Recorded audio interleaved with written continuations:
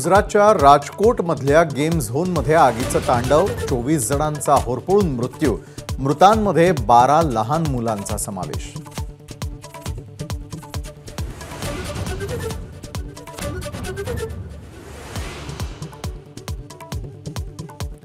Pune rash driving प्रकरणामध्ये आरोपीच्या वडील आणि आजोबांकडून ड्रायव्हरला गोवण्याचा प्रयत्न, सुरेंद्र अग्रवालला 28 मे पर्यंत पोलीस कोठडी, विशाल अग्रवालची अडचण वाढली।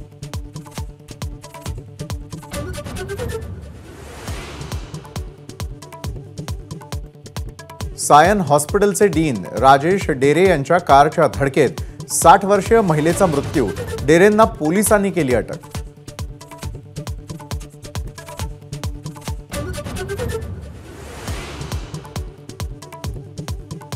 डोंबिवली स्फोटात आतापर्यंत 3 कंपन्यांमधून 12 कामगार बेपत्ता, तर मृतांची संख्या 10 वर, अद्याप 7 मृतदेहांची ओळख पटवणं बाकी।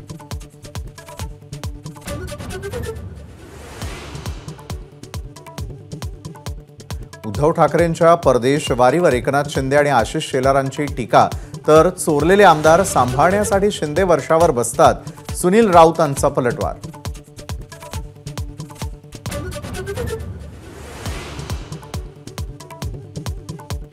बीडमधील परळीमध्ये लोकसभा मतदानावेळी बूथ कॅप्चरिंग झाल्याचा शरद पवार गटाचा आरोप, तर निवडणुकीमध्ये पराभव दिसत असल्यानं बूथ कॅप्चरिंगचा आरोप, सुनील तटकरेंचा पलटवार।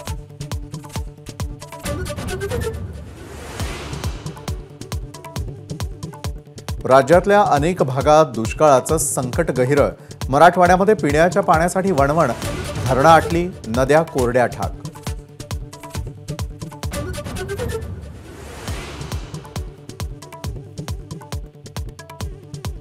27 मे रोजी 10वीचा निकाल जाहीर होणार, दुपारी 1 वाजता बोर्डाच्या वेबसाईटवर पाहता येणार निकाल।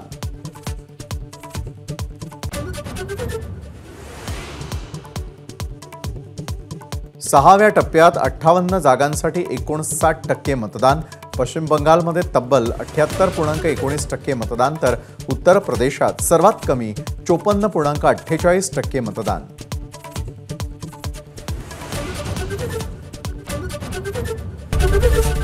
एबीपी माझा, उघडा डोळे बघा नीट।